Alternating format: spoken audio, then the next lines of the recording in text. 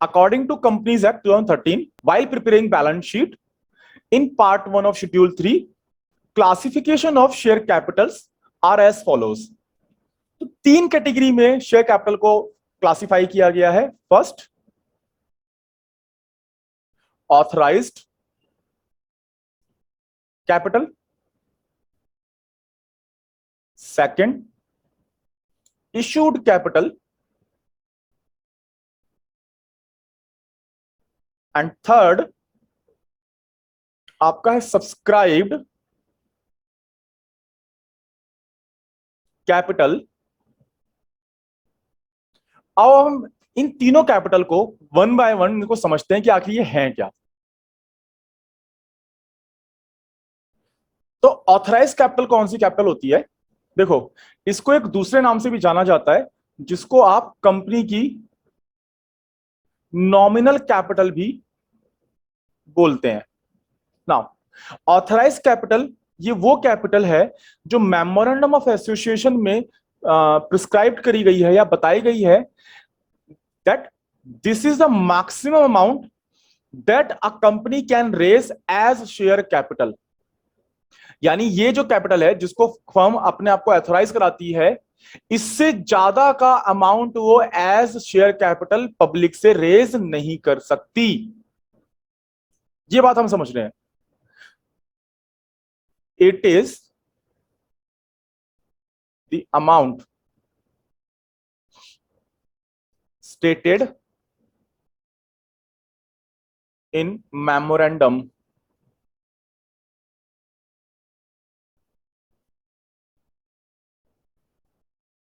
of association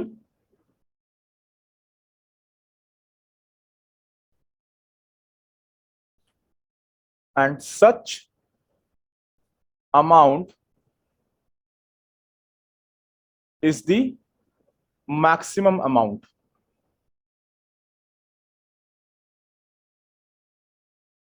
Maximum amount that a company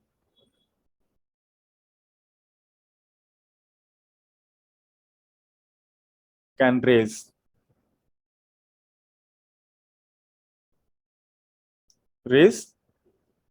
as share capital. उसमें जो take away है, की टेक अवे है वो ये है, the maximum amount of the amount that a company can raise as share capital. इससे ज्यादा वो नहीं जा सकते, इससे ऊपर वो इशू नहीं कर सकते. तो उसका जो सेक्शन है, अगर आपको सेक्शन याद रखना है, इसका सेक्शन है 2 sub section 8 companies act 2013. Second point देखते हैं, इशूड कैपिटल.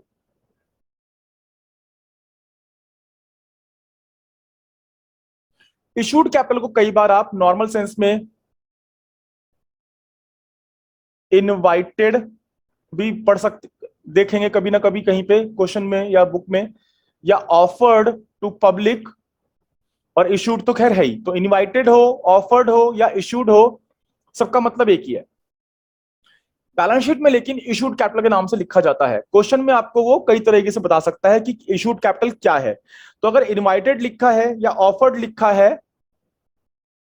तो इनका मतलब समझ जाइए कि ये इशूड कैपिटल की बात कर रहा है. ये वो कैपिटल है जो सब्सक्रिप्शन के लिए कंपनी इशू करती है. सिंपल लैंग्वेज में कहें तो कंपनी पब्लिक को नोटिफिकेशन जारी करती है, नोटिस जारी कर रही है, बता रही है कि इतने नंबर ऑफ शेयर्स हम इशू कर रहे हैं और आप हमसे खरीद लो. सिंपल सा लॉजिक है. इशूड कैपिटल का मतलब सिंपल सा इतना है. ओके, आओ इसे लिख लेते हैं. तो it is a part of the nominal value या नॉमिनल कैपिटल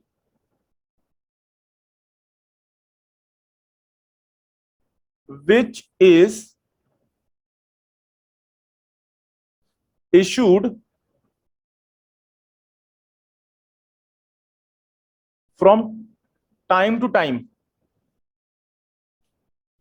जैसे जैसे कंपनी को रिक्वायरमेंट होती है कंपनी उस तरह से वो इशू करती रहती है, time to time for subscription.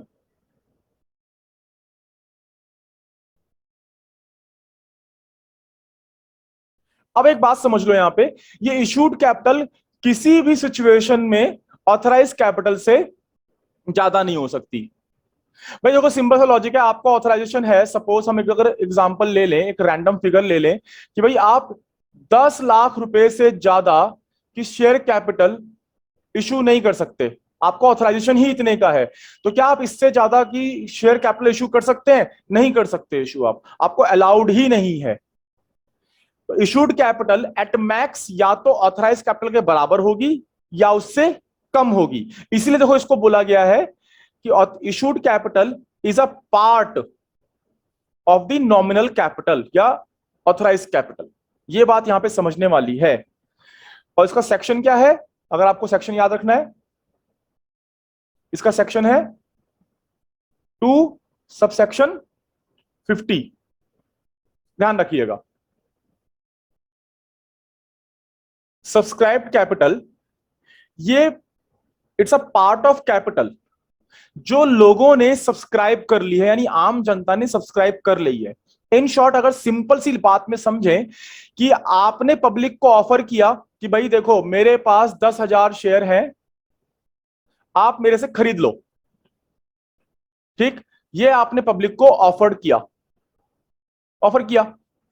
अब जो पब्लिक है आपसे ये शेयर खरीद ले रही है, तो इसी को हम बोलेंगे, जब उन्होंने डिमांड कर ली यानी खरीद लिए या आपसे वो ऑफर उन्होंने एक्सेप्ट कर लिया, तो इसी को हम बोलेंगे सब्सक्राइब्ड कैपिटल। सिंपल बात लैंग्वेज में तो हम यही बोलेंगे कि आपने ऑफर किया और उन्होंने उस ऑफर को एक्सेप्ट कर लिया और अप्लाई कर दिया कि हाँ जी हमें आप शेयर दे दो,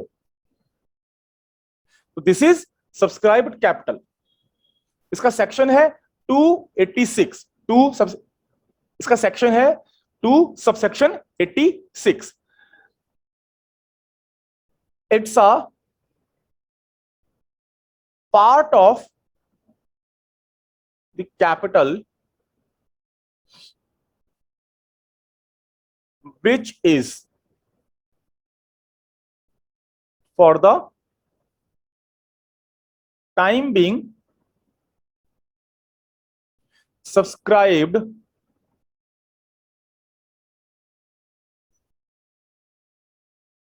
by the members of a company। ये बात हमने समझ ली। तो जो हमने सिंपल बात में समझी थी वही चीज यहां पे लिखी है एक्ट की लॉ के अकॉर्डिंगली, जो एक्ट ने बताया है। तो इसका एक्ट जो है कंपनीज एक्ट 2013 सेक्शन 2 सबसेक्शन 86। देखो इसमें लिखा है कि ये फॉर द टाइम बीइंग लोगों ने सब्सक्राइब कर ली, सब्सक्राइब का मतलब खरीद ली, डिमांड कर ली, बाय द मेंबर्स। तो देखो जो शेयर होल्डर या जो पर्सन आपके कंपनी के शेयर्स खरीद लेगा वो कंपनी का क्या बन जाएगा? मेंबर बन जाएगा, इसलिए उसको मेंबर बोला गया लॉ के अंदर ऑफ अ कंपनी। हमारी जो सब्सक्राइब कैपिटल होती है ना वो फर्दर चल के 2 पार्ट में बंटती है। सब्सक्राइब कैपिटल हमारी 2 पार्ट में बंटती है, एक है हमारी subscribed and fully paid up, और दूसरी है subscribed and not fully paid up. आओ इन दोनों बातों को समझते हैं। सब्सक्राइब्ड यानी कि जनता ने, आम जनता ने या पब्लिक ने या मेंबर ऑफ अ कंपनी ने आपके शेयर्स डिमांड कर लिए, खरीद लिए, ठीक।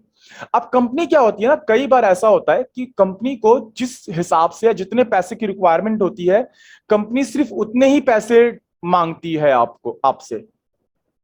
सपोज एक शेयर की कीमत है 10 रुपए, कंपनी कहती है भाई देखो मैं आपसे जो पैसा मांगूंगी कुछ इस तरह से मांगूंगी कि एप्लीकेशन एक स्टेज है जिसपे मैं आपसे सिर्फ 2 रुपए मांगती हूं। अलॉटमेंट एक स्टेज है, इनको हम समझेंगे इन स्टेज को कि इनका मतलब क्या है। फिलहाल आप अपना एग्जांपल समझते हैं।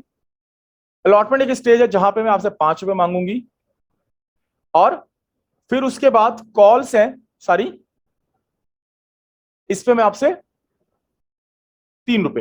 तो इस तरह से 10 रुपए का बंटवारा हो चुका है। पहली स्टेज में 2 रुपए, सेकंड स्टेज में 5 और थर्ड स्टेज में 3, तो 10 रुपए इस तरह से हो गए। कंपनी ने अगर ये तीनों स्टेज मांग ली, या ऐसे कहिए कि 10 रुपए थे और कंपनी ने पूरे 10 रुपए मांग लिए, ठीक है, और जनता ने यानी जो मेंबर्स ऑफ अ कंपनी है उन्होंने वो 10 रुपए पे भी कर दिए, पूरे पे कर दिए, तो इसको हम बोलेंगे subscribed and fully paid up. कि आप यहां पे कहते हैं कि कॉल्ड अप। कॉल्ड अप का मतलब हुआ कि भाई जितना पैसा कंपनी ने मांगा, ठीक है, 10 रुपए का टोटल अमाउंट है और ये 10 रुपए पूरे के पूरे कंपनी ने मांग लिए, is equals to paid up. अब हम फुल्ली कॉल्ड और फुल्ली पेड की बात कर रहे हैं। फुल्ली का मतलब शेयर की फुल कीमत। ये अगर सिचुएशन है तो उसको हम बोलेंगे subscribed and fully paid up capital. Second पे आते हैं, subscribed and not fully paid. कि भाई कंपनी ने पैसा मांगा, पैसा मांगा, लेकिन जो मेंबर ऑफ कंपनी है,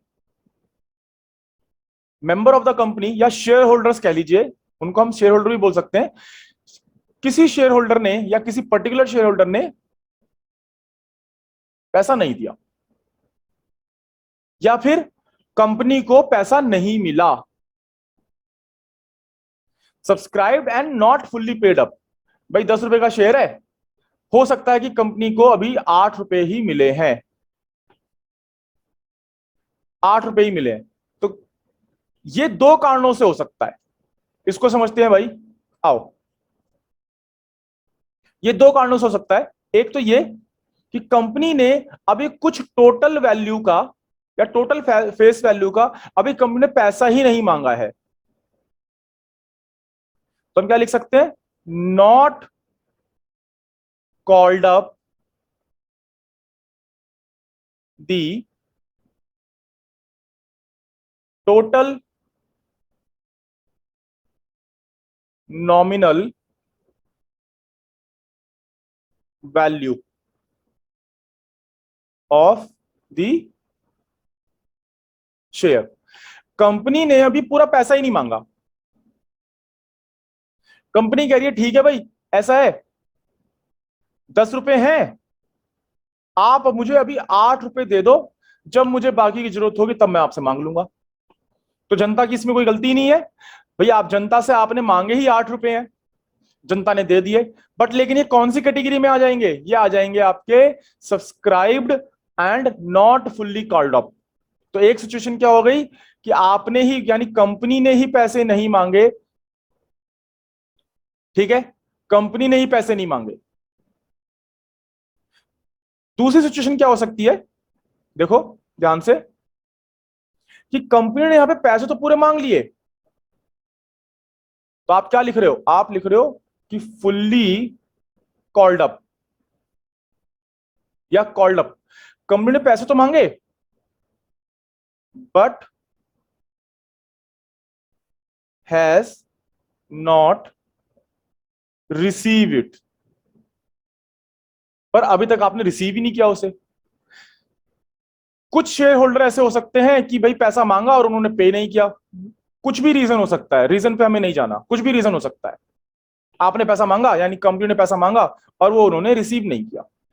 तो subscribed and not fully paid up के दो कारण हो सकते हैं। पहला कारण तो यह कि कंपनी ने ही पूरा पैसा नहीं मांगा, और दूसरा कारण यह कि कंपनी ने पूरा पैसा मांगा तो सही बट रिसीव नहीं किया।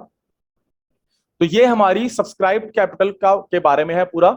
इश्यूड कैपिटल समझ लिया हमने, ऑथराइज कैपिटल समझ लिया हमने।